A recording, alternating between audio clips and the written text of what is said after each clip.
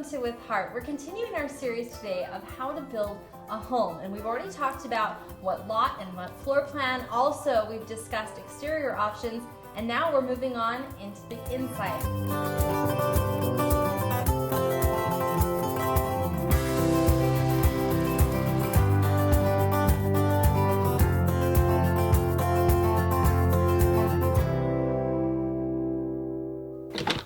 Justin Taylor from Rainy Homes is joining me again. What's the first thing people need to pick when they're picking all of the interior options?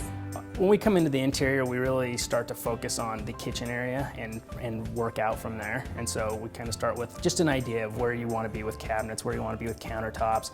That kind of pulls in paint, and then we can start working on tile and carpet and hardwood areas. What are the options then going outward that are going to mesh well with that? How do you have that conversation with them? The conversation is just that it's where do you want to start with, and then we start putting palettes together. And so once you start to get the palettes, you can feel, hey, yeah, this is the direction I want to go. Cabinets, tops, and then tile or hardwood. And when somebody is picking all of their options, how much do they really need to pick, or are there some things that the builder just takes care of and picks? We pick anything that has a color in the house. So you'll go through and everything that has a color. There's some things that the house comes with standard that might be something they didn't have to pick, like if it's windowsills or casing around windows, things like that. But we'll go through and just hit on every little thing just so that the buyer fully understands this is what my house is gonna look like. You say it's better to just keep it simple, right? It is. It's hard to find, especially when someone has a certain style, it's hard to change different colors and different designs and things and still stay within that style they like.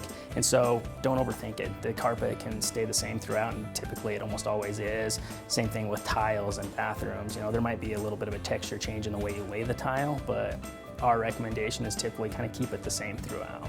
Where are the places that people should splurge, and where are the places that people should save? I think that paint, just making sure you're going with a paint that you like, so three-tone paint or something that's maybe a little bit more money. But tile, definitely. Tile is, when you start looking at tile and how much it costs just to increase just a little bit, and the areas are usually small enough that it doesn't cost you a lot of money, but you can put a great looking tile in a bathroom. There's not a ton of square footage in there. So I definitely think that's important. Kitchens, you really want your kitchen, I mean, that's where most of the time is spent, or a lot of time is spent in those areas. So get the kitchen you really want. You know, if it is a little bit more money to get the colors you want or the tops you want, I think kitchen is probably one of the most highest priorities. Something I've seen in a lot of your homes that's taking off in design popularity is this faux wood tile. Talk about that a little bit. Yeah, we love it. It's a tile that's come out, and it's getting better and better every year, basically. So the first tile we saw, it was mimicking wood a little bit, and it got popular even then. But now I have people come in all the time, and they look at the floor and they go, what kind of wood is this? Is this oak or whatever it is? And when you tell them it's tile, they're blown away. The fantastic part about it is it's maintenance free, basically. You don't have to worry about it getting scratched. You don't have to worry about, you know, kids or dogs or anything else on it. It cleans up really well.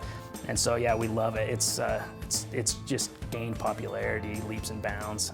It's lots and lots of homes are putting it in. What is the number one thing that people need to keep in mind when they're picking all of their interior selections? I think the number one thing is just keeping an eye on the big picture. Sometimes every little tiny thing becomes, maybe someone has an idea of they want something that just stands out, and there are certain things you can just let them lie. Everything doesn't have to pop, right? So figure out what your key things are that you really love, and then, you know, kind of focus on those. Really great advice from Rainy Homes. I am so excited to share with you all of the things that I've selected for my virtual home. So stay tuned for the last video in this installment. Thanks for watching.